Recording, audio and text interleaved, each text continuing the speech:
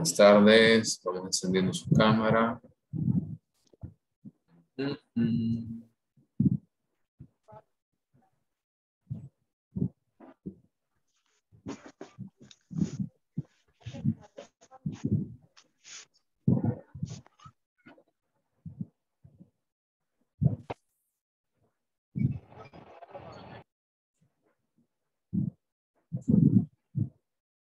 Ok, vamos a ver. Por ahí los demás. Está Giovanna, Douglas, falta Douglas, Mayra, Maylin, Ana, Jorge, María José.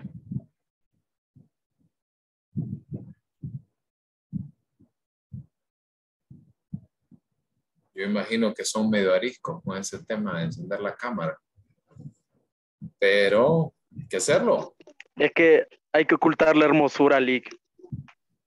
Ah, bueno, así toca. Y por lo menos ahora con la cantidad de filtros que hay, por lo menos ya se vuelve un poquito más decente, digámosle. Si no, créanme que por eso es que yo tengo ese fondo de la universidad, porque o sea, no crean que es como muy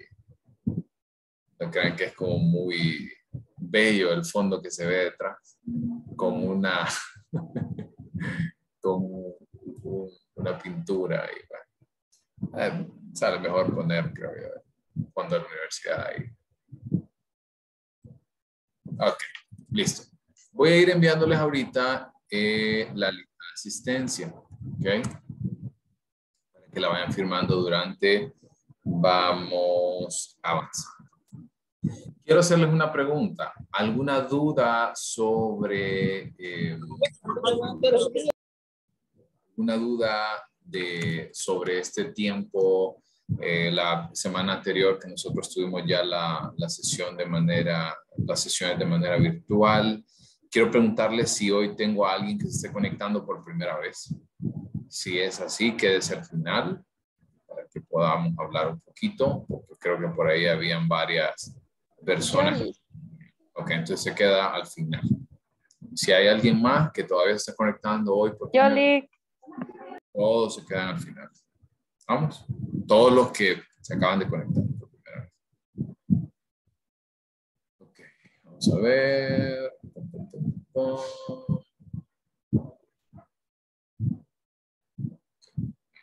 Tanto, un segundo para empezar a compartir pantalla.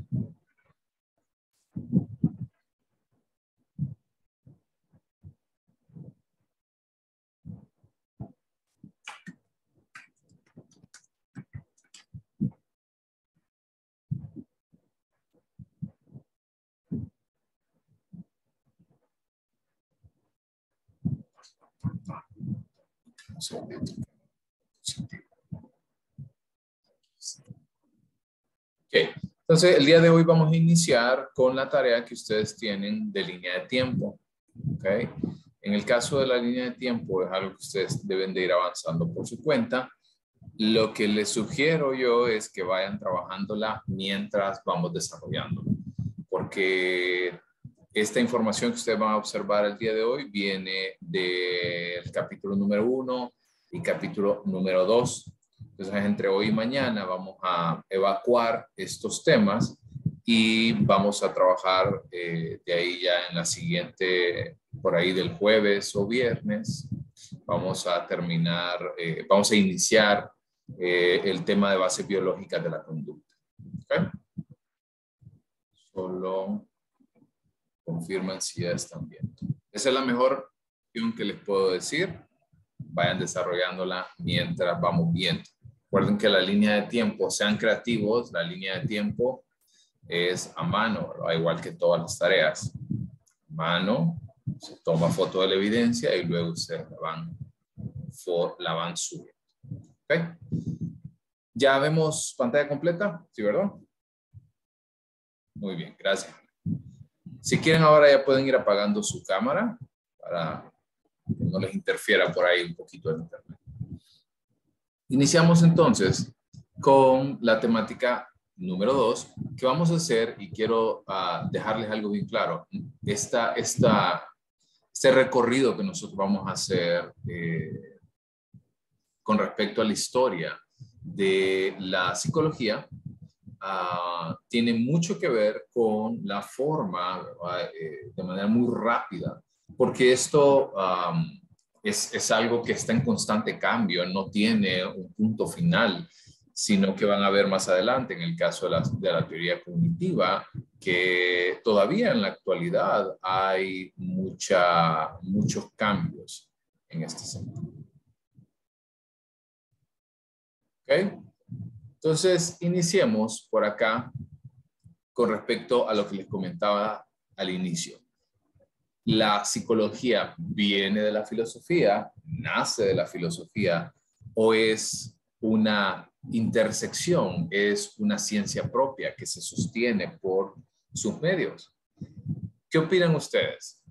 Quiero iniciar por ahí. ¿Ustedes están llevando filosofía o ya llevaron filosofía?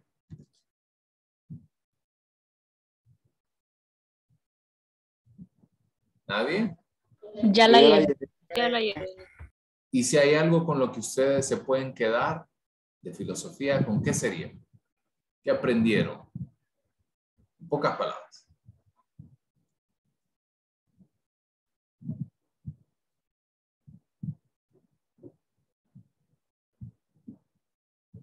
Nada. Yo la llevaba en línea, Lick. No me acuerdo de filosofía. Bueno, es que también yo también la llevé en línea y era muy mala. En realidad solo era de leer y hacer pruebas y eso. A mí Sí, no me dieron. entonces no había alguien que llevara a fondo los temas. Yo nunca conocí al licenciado Lick, que yo me me quedo impartió la con la clase. filosofía de la causa, los efectos y las características de la realidad. Bueno, esa última definición me alegra que la tenga, pero al mismo tiempo me preocupa el por qué están en la misma situación. O sea, por qué nunca conocieron a su profesor. Adelante. También nos enseña a pensar y a sacar conclusiones. Exactamente. Y la verdad que el punto importante de esto es que la filosofía como tal estudia, y si ustedes me preguntan, estudia muchas veces lo intangente, lo intangible, lo que no puedo tocar, eso intrínseco del ser humano. Y es que hay muchos que han determinado que la filosofía es el estudio del alma del ser humano. Me parece una aseveración bastante osada en este sentido, porque ¿qué es entonces el alma? ¿Qué es entonces esto? Y lo interesante de esto es que la filosofía ha existido desde siempre, en el sentido de que si usted hace una revisión histórica, se va a encontrar constantemente con que hay muchísimas personas que datan desde los años 2000, 3000 antes de Cristo, hablando acerca de este tipo de dinámicas. Y algo importante que les quiero contar en el tema de la filosofía es que existe este conocimiento rudimentario a nivel precientífico, porque la psicología no se encontraba como como una manera o como una fase que le permitiera realmente generar esta distinción, porque esto era todo esto previo a la aparición del método científico, que podía entonces encontrar una solución lógica, continuar con pasos específicos para cada uno de los puntos. Por ende, en el caso del conocimiento precientífico es que se hablaba solamente de un apego sumamente fuerte a la filosofía porque estudiaba el alma. Pero cuando empieza a aparecer entonces el método científico como tal, empieza a no solamente a encontrar una razón del por qué es que estamos estudiando lo intangible, sino que vamos a estudiar también lo que ocurre en el cuerpo humano. Y ahí es donde se genera ese cruce entre la filosofía y la fisiología. Les había adelantado que Wilhelm Wundt, que fue el primer fisiólogo como tal, pero que es reconocido como el padre de la psicología por haber sido el primer profesional en establecer un laboratorio de psicología experimental, abrió el campo para muchas otras personas que nos permitieran entonces establecer un contacto en el sentido de poder estudiar la conducta, pero no como en el conocimiento precientífico, que lo hacíamos de manera muy, ¿cómo puedo decir? Como de manera muy poco profesional, por así decirlo. Hablábamos de la mitología, hablábamos de presencia de demonios que explicaban la conducta. Ahora no, ahora establecemos hipótesis que podemos ir comprobando con posterioridad. Así que vamos a iniciar porque existen 3 vertientes importantes que tienen que ver con los primeros pasos de la psicología y ese primer acercamiento. Luego vamos a hablar del conductismo, que es uno de los componentes más importantes de desarrollo de la psicología, y posteriormente es conocida como la revolución cognitivista. Aquí vamos a hablar en la primera fase, en la fase de resurgimiento de la ciencia. Vamos a hablar del estructuralismo de Wilhelm Wundt, vamos a hablar del funcionalismo de William James y el psicoanálisis de Sigmund Freud. En el caso de Sigmund Freud vamos a verlo cada uno de los puntos de manera más profunda cuando veamos personalidad. En el caso del segundo momento, que es la estructura a nivel conductista, vamos a empezar a estudiar el conductismo clásico de Pavlov y el conductismo operante de B.F. Skinner, y esto también lo vamos a ver de manera más frecuente, lo vamos a ver más profundo en el tema de aprendizaje. Y finalmente, en el caso de la revolución cognitivista, vamos a hablar de 3 enfoques: el enfoque gestáltico, el enfoque humanista y el enfoque cognitivo. El enfoque cognitivo, lastimosamente, no lo vamos a poder ver tan a fondo porque es una ciencia sumamente amplia. Sin embargo, el enfoque humanista sí lo vamos a poder observar. ¿Ok?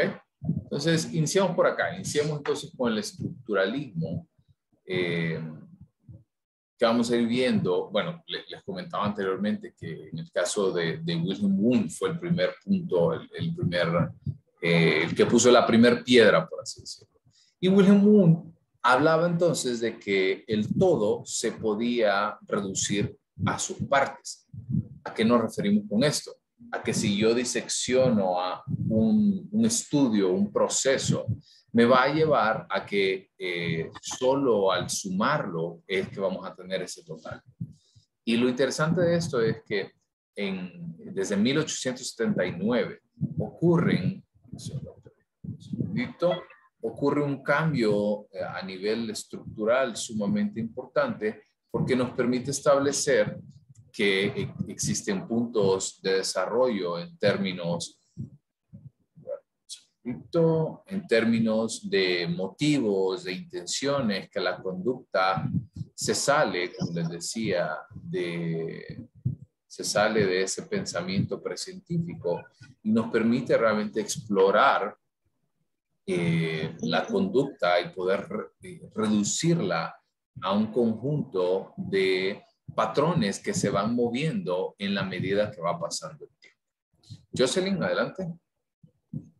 No, Lick, solo era para decirle que no estaba compartiendo pantalla. Ah, gracias. Sí, es que tuve que dejar de compartir un segundo.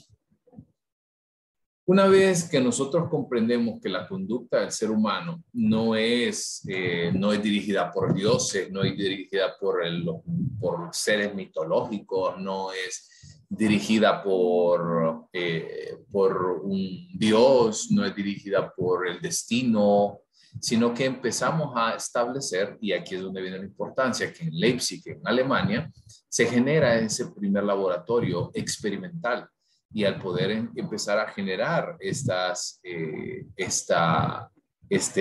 punto, permite entonces generar una conclusión importante, que es la experiencia previa. Por ejemplo, les voy a hacer una pregunta. En el caso suyo, imagínense que llevaron filosofía, y filosofía es una clase general. y no tuvieron la dicha de nunca ver al profesor, de llevar las clases básicamente de manera remota. ¿Qué pensaron, la verdad, cuando ustedes matricularon la clase de Psicología General? Honestos. Yo, por ejemplo, yo la había dejado en 0 el semestre pasado porque, al igual que filosofía, solo era de hacer tareas y de leer. Entonces, bueno, dije yo, no la voy a llevar. Entonces la dejé en 0. No la seguí. Y ahorita que la matriculé, al ver que usted iba a dar clases, por eso me quedé con la clase, porque vi que usted iba a dar clases. Exactamente. Y esta situación, nosotros tenemos que entenderlo, que la persona, cuando nosotros hacemos un análisis desde nuestra experiencia, es porque ya tenemos esos momentos vividos. Y a partir de lo que nosotros vivimos, entonces podemos establecer predicciones en el futuro. ¿Sí se entiende? Aparte de eso del el valor de la experiencia previa.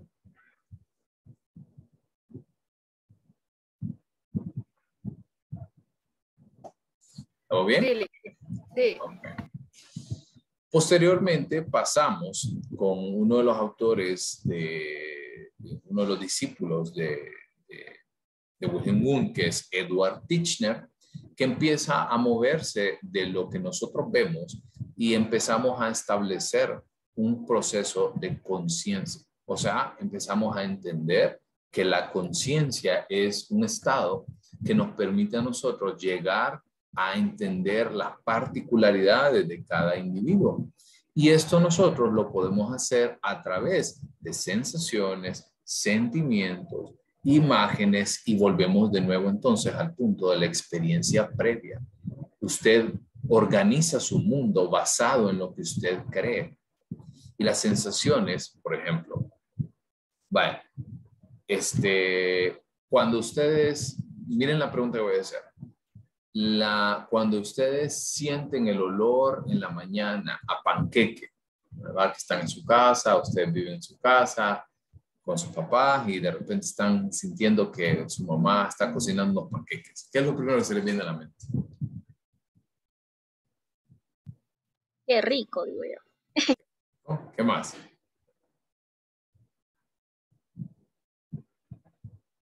¿Qué más? También acompañamiento. ¿A mí qué, perdón?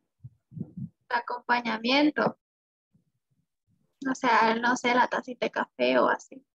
Ajá, ok. Entonces, por ejemplo, esa sensación, ese olor que nosotros tenemos respecto a un montón de sucesos, nosotros lo organizamos según nuestras propias experiencias. Quizás usted no respondió nada porque dijo, la verdad es que mi mamá ni hace panqueques nunca.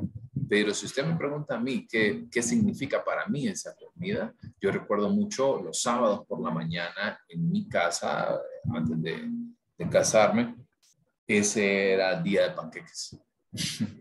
Y era día de panqueques, de sentarnos en la mañana, comer todos tranquilos, porque nadie trabajaba, nadie iba a la escuela ese día. Por ende era un momento de compartir.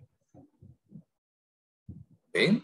Que cada uno de nosotros tenemos conciencia de lo que nos rodea y sobre todo vivimos la experiencia según nuestras propias particularidades. Y abre paso entonces a lo que es conocido en ese momento como la psicología contemporánea, que empieza a explorar la sensación y percepción. No voy a entrar tan a detalle con sensación y percepción porque lo vamos a ver dentro de esta misma unidad. ¿Se entiende por acá el primer punto del estructuralismo de Wilhelm Wundt?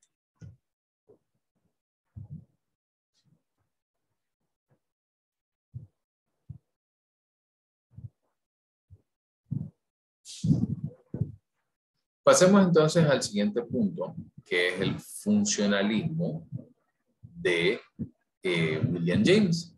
En el caso de William James, sigue el trabajo que estábamos viendo anteriormente de Wilhelm Wundt y empezamos a hablar acerca de las emociones, imágenes, empieza a explorar mucho más en la conciencia y se empieza a establecer un patrón que nosotros empezamos a aprender de manera consciente. O sea, y no quiero que piensen en aprendizaje como literal tomar un libro y ponerse a estudiar, sino que el aprendizaje es cualquier actividad que nosotros previamente desconocíamos y que posteriormente, a medida que vamos ejercitando dicha situación, pues nos permite ir mejorando ciertas habilidades. Como por ejemplo, para ustedes, al inicio, cuando les tocó empezar a conectarse por medio de Zoom para clases, ¿cómo se sentían al inicio? ¿Qué sentían? ¿O qué pensaban? ¿Gustaba? ¿Era fácil? ¿Era difícil?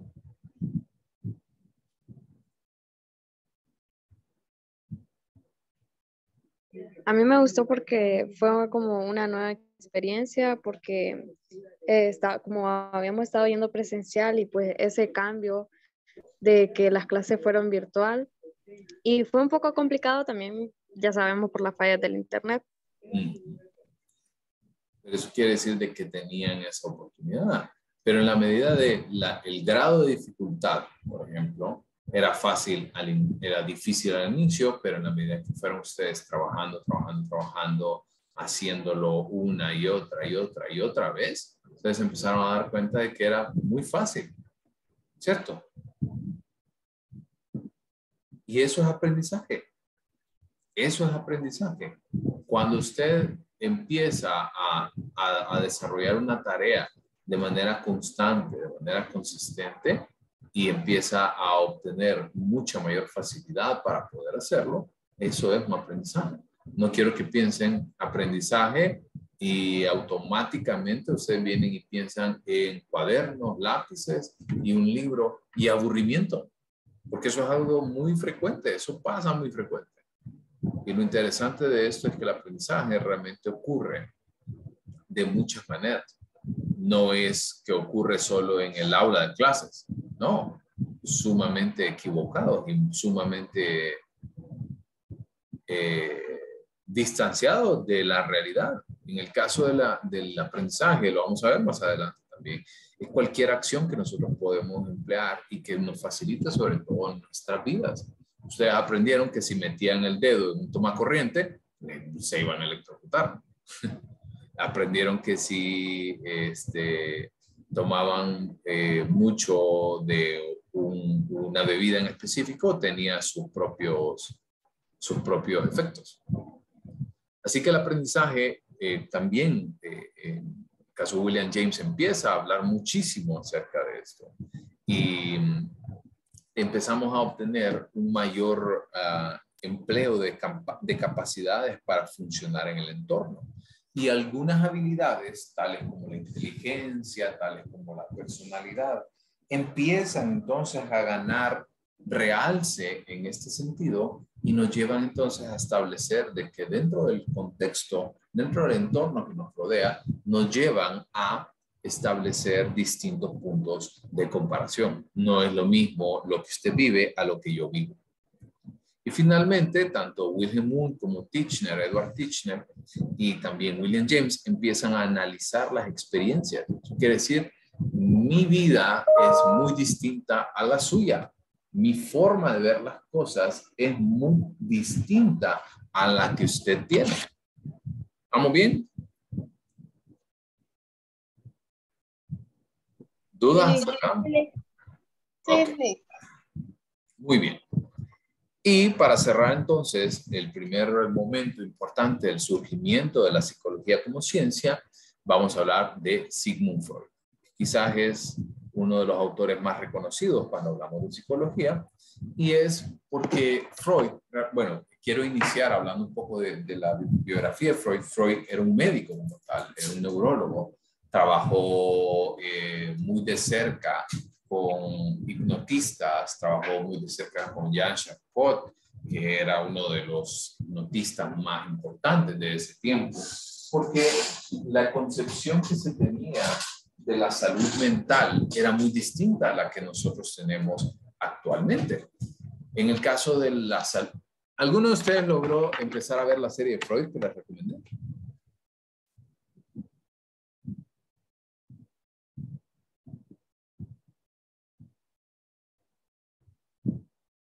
¿Cuál sería, Lee? La serie de Freud. No, Lee. Entonces, se los recomiendo para que ustedes vean un poquito también cuál era la concepción que se tenía también de la salud mental en ese momento. Se generaba un tratamiento principalmente en contra de la fisiopatología. La fisiopatología es que existe la fisiopatología es el estudio de distintos agentes patógenos en nuestro cuerpo. Eso quiere decir de que la fisiopatología es el estudio de, por ejemplo, bacterias, virus, microorganismos que alteran el funcionamiento de alguna área corporal. Y en el caso de la psicopatología, quiere decir de que vamos a estudiar distintos procesos mentales que no están funcionando de manera apropiada, tal como los sistemas relacionados con las emociones, con la sensación y percepción, con la atención, entre otras cosas. Y uno de los puntos importantes es que empieza a cuestionar mucho la racionalidad y el libre albedrío. Eso quiere decir, hablaba de que, recordamos de que salimos de la época oscurantista, que se hablaba mucho del ser humano como un ente que constantemente estaba regido por distintas situaciones. En el caso del libre albedrío, nace a partir de William James y de Wilhelm Wundt, empezamos a explorar que el libre albedrío es una realidad, que se los acaba de mencionar anteriormente. Pero Freud habla que no es cierto, que el libre albedrío no existe, pero no es que depende de un ser supremo. De lo que depende de nuestros motivos inconscientes. Eso quiere decir de lo que yo he vivido, de las experiencias que yo he tenido, pero no lo hago por medio de decisiones conscientes. Se separan de esa línea con William James y con Wilhelm Wundt y habla que cada uno de nosotros realmente sigue y todas las decisiones que toman son de manera inconsciente, persiguiendo un motivo inconsciente. Habla también, el caso del aparato psíquico, él lo divide en tres, o sea, quién somos, lo divide en tres estructuras, que es el yo, el ello y el superyo. El yo es como el ente modulador, el ente regulador. El ello es como aquella parte instintiva, aquella parte más salvaje, por así decirlo, más natural, más primitiva.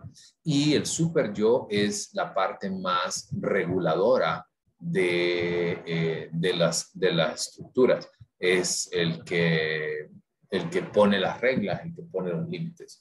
Si ustedes pensaran en la típica imagen de una persona que tiene un diablito y un angelito sentado en sus hombros, así es como se percibe mucho de esta estructura.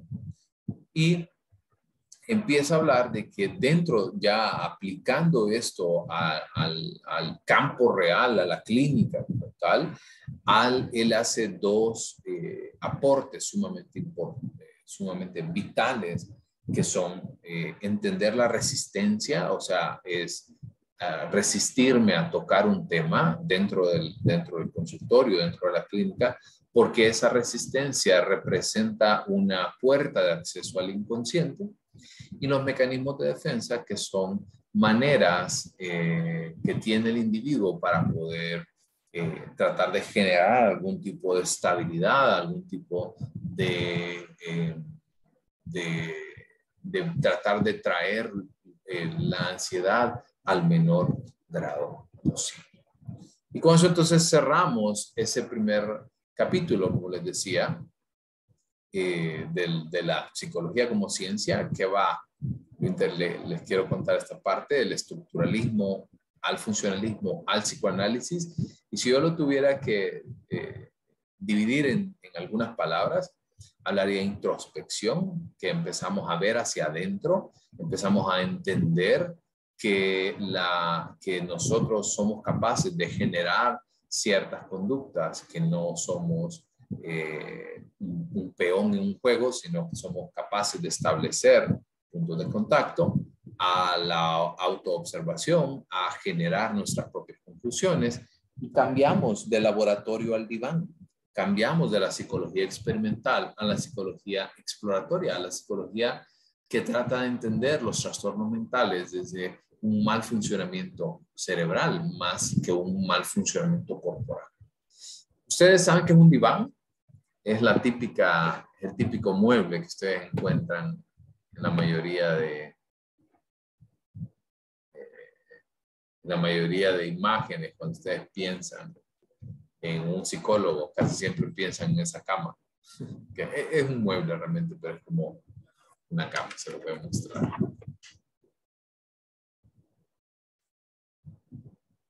Este es el diván. Generalmente como estos tres que ustedes ven. ¿Estamos bien? ¿Se entiende esta parte? ¿Están viendo mi pantalla? Sí, ¿verdad? Sí, que estamos viendo. Perfecto. ¿Dudas en cuanto a este primer punto?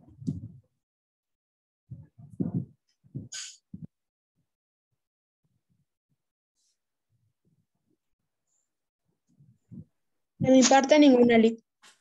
Ok. Pónganme ahí en el chat, por lo menos. No, Lick, para saber que no estoy dando clases solo. No, Lick, todo bien, todo claro. Está perfecto. O no le entendí nada. Manifiéstense, por lo menos. Todo bien, Lick. Ok. Pueden ir escribiéndome al chat, muchachos. Esa parte es importante. Yo los leo al chat.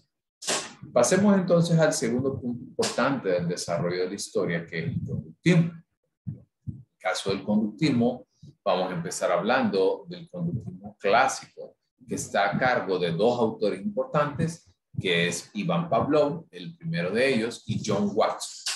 En el caso de Pavlov, era el ejemplo, incluso ustedes pueden observar en la fotografía en este segundo punto, que aquí está el estudio que se hizo con, recuerdan, no sé si ustedes han escuchado alguna vez acerca del experimento de Pavlov. ¿Alguna vez han escuchado algo? El de los perritos. Ajá, el del perro, ¿qué han escuchado? Bueno, según es con una campana y la comida de los perros. Sí, es que según, bueno, creo yo que era así, que él que hacía como que el perro asociaba el sonido de la campana con la comida y por ende empezaba a babear sin que le enseñara la comida, ¿no? Solamente por la asociación de las cosas. Exactamente. Y luego incluso cuando la persona, en el caso de la persona, removía la comida, aún así el simple sonido de la campana le había preparado al perro para decir, hey, ahí viene la comida. Entonces, igual salivaba aunque no viniera comida. Entonces, esto habla de que nosotros, en primer lugar, la observación de la conducta se reduce a eso. Se sale, y esta es una contraparte muy importante o un elemento distinto al que Freud planteaba, porque Freud era más asociado con aspectos del individuo inconscientes, que no tenían nada que ver con la manera en la que el individuo pensaba acerca de sí mismo, sino que la conducta se reducía a lo que yo podía observar y a lo que podía medir. Y aprendemos a partir de las experiencias. Incluso las experiencias mentales son conocidas como activación fisiológica. Y esa imagen que ustedes ven por ahí de ese ratón está asociado mucho con el último punto que está a punto colocado por ahí, que está mencionado como el pequeño Albert. Es un estudio que quiero empezar diciéndoles. Ese estudio rayó por encima de la ética. No fue ético en ningún momento, pero de nuevo eran momentos muy distintos en los cuales la exploración era algo, la experimentación era algo del día a día. John Watson vino y entonces tomó a un niño que se llamaba Albert que era un bebé, y entonces al niño se le daba una rata, o sea, literalmente una rata de ese tipo. Interactuaba con el niño, estaba pendiente de él, jugaban, por así decirlo. Pero introdujo un sonido fuerte que asustaba al niño mientras la rata estaba presente. Y el niño entonces aprendió que la rata la asociaba con ese sonido y con la sensación de miedo.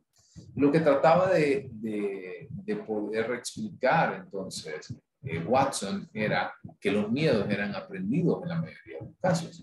Y si usted piensa, a ver, ¿usted a qué le tiene miedo? Por ponerle un ejemplo, digamos,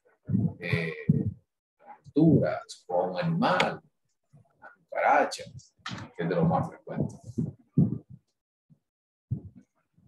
Yo a los sapos. Yo a la serpiente me muero. Yo igual a los sapos. ¿Y por qué? Pregunto. Arañas. Quiero que piensen por un segundo. ¿Por qué? ¿Lo aprendió quizás de su mamá? ¿De su papá? Quizás lo aprendió porque tuvo una mala experiencia.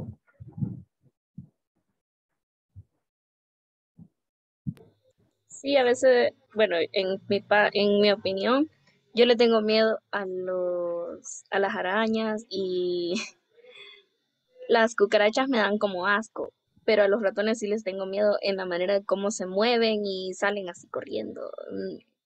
Y una vez me pasó de que casi se me subió al pie, entonces eso me generó más miedo.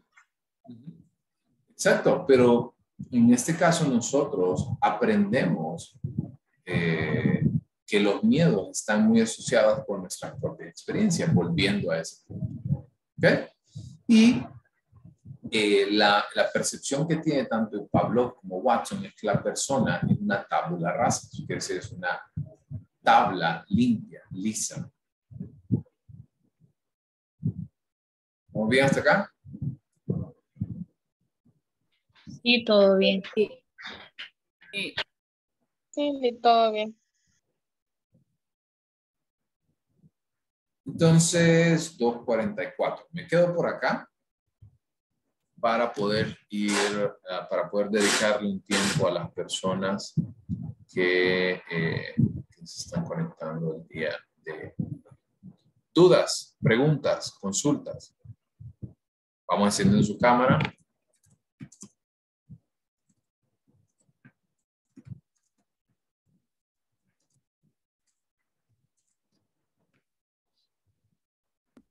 Lick, no puedo encender la cámara porque cuando la enciendo la uso del teléfono, pero cuando usted cambia a comparte pantalla me voy a la compu y la compu no tiene cámara y ahora no me deja cambiar al teléfono. Ok, bueno, tranquilo. Entonces, nos quedamos por acá. Continuamos el día de mañana. Cualquier duda, cualquier consulta, ya saben, me lo pueden ir escribiendo al correo. Vayan avanzando, muchachos. Ya tienen también la guía de bases biológicas de la conducta, que ese es el siguiente tema, que probablemente lo iniciamos el día jueves. ¿Okay? Si no hay más dudas o consultas, nos veremos mañana, misma hora, mismo lugar. Gracias. Sí. Quería preguntarle sobre la nueva tarea que hay en el campo. ¿Cuál? ¿La de línea de tiempo? Sí. Dígame. No, si nos podía explicar un poco mejor cómo.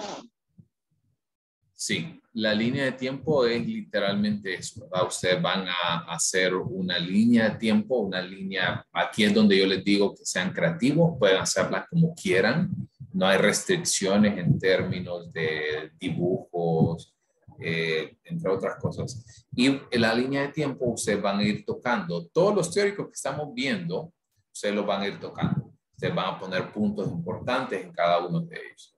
Por ahí, en algunos les he dado algunas fechas, pero hay otros que ustedes van a tener que ir a buscarlo en el capítulo 1 y capítulo número 2. ¿Estamos?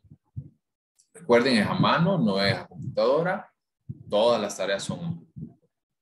O sea que la línea de tiempo la vamos a hacer en el libro o una hoja blanca, el cuaderno. Donde quiera. pero hay puntitos por ahí de creatividad. ¿Okay? Dentro Gracias. de esos puntos hay un porcentaje de creatividad.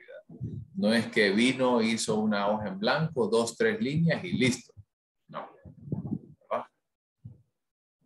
Gracias, Bueno, Lick. si no hay más dudas, los veo mañana. Los que tienen, los que se acaban de conectar hoy se quedan. Gracias. Lick, Día, Lick, gracias. la lista no. Ah, perdón, la había mandado al inicio. Se las mando de nuevo.